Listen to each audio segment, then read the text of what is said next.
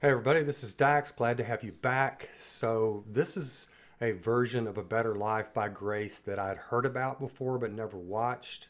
And I'd planned to do another reaction on another song by Grace today, but then the Vanderwaal Fans folks posted this last night. Thanks very much to those fine people over there.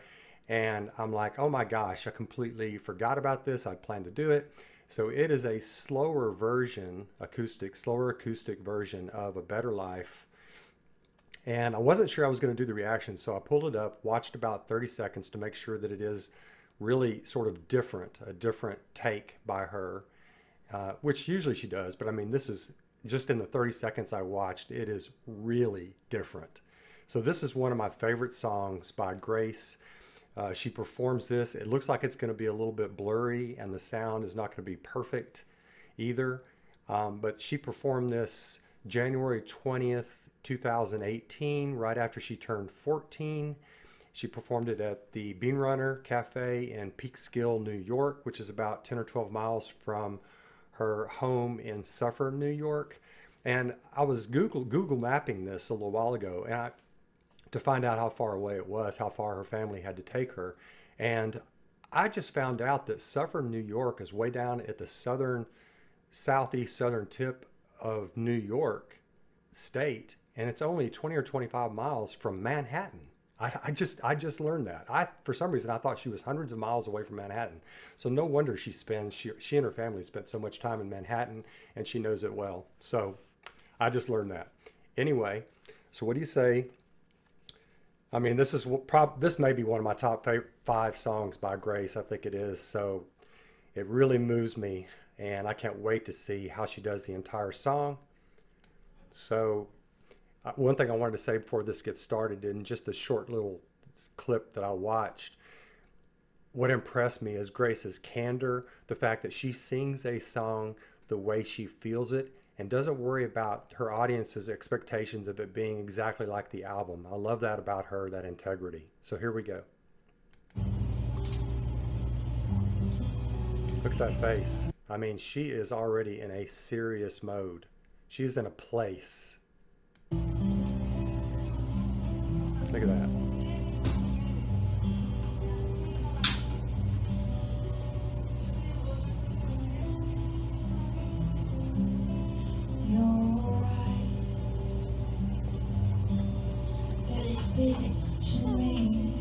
Wow, low key.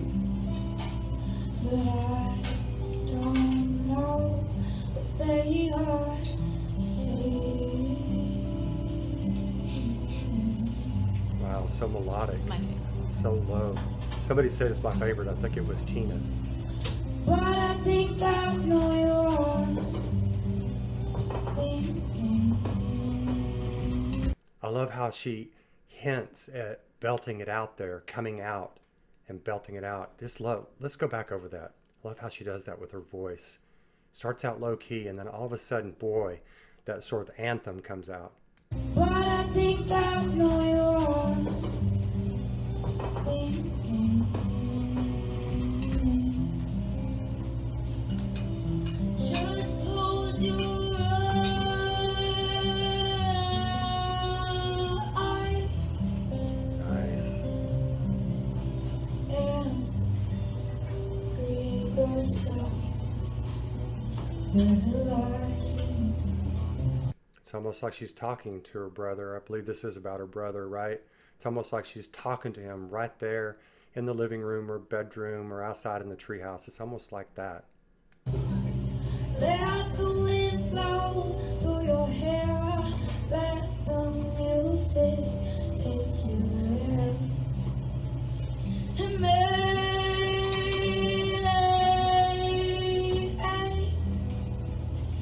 a better life. It's almost aching.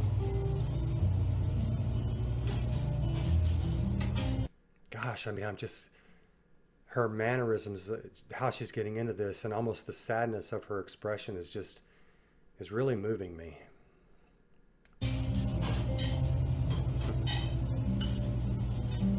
Dishes in the background. Nice smile from her.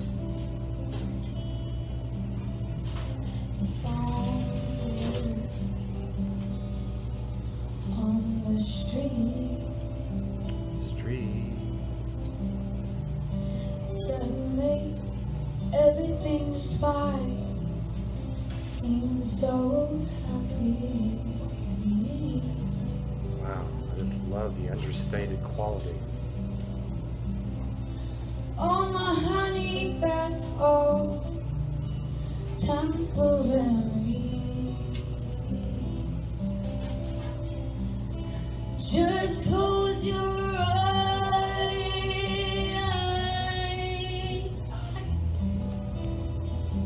And whisper ending. and create yourself alive. Let the wind blow through your hair. Let the music take you there.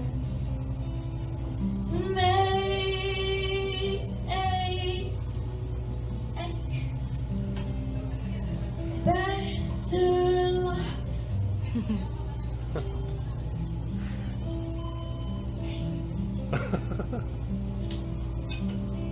I don't know what she's smiling and laughing at. It's probably all the distractions, the dishes in the background, the fact that she almost had to remember to finish up I, and everything else.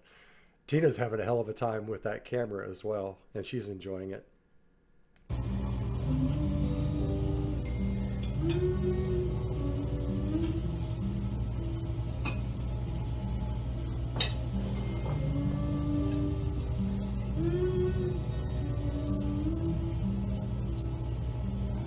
Just close your eyes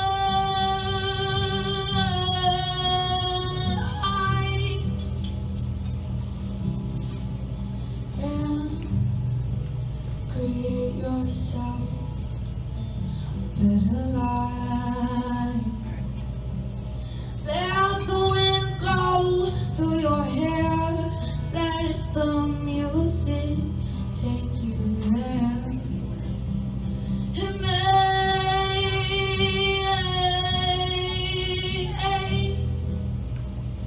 a better life,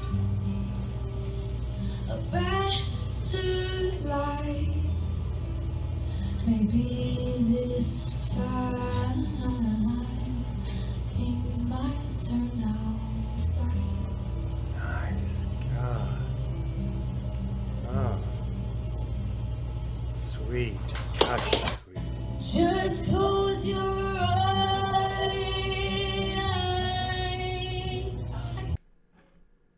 Okay, that's the end of it. I just want to get her back up on screen, smiling. Lovely. My gosh. Almost every time I hear this song, it's such an anthem to hopefulness. I think about a best friend of mine back in my 20s who ended up having a tragic life. But just what she brings to this, that almost sort of melancholy hopefulness, and the courage that she has to sing it this way, makes it a minute longer, to sing it this way in front of an audience of people who may be looking for something a little bit more upbeat, you know, and but she does it anyway. And I loved hearing Tina say, "This is my favorite." Wow. And this, of course, was about a little bit more than a year after Grace actually created the song and put it on. Actually, was it? Yeah. About a year after she created it. Yeah, anyway, I'm sorry.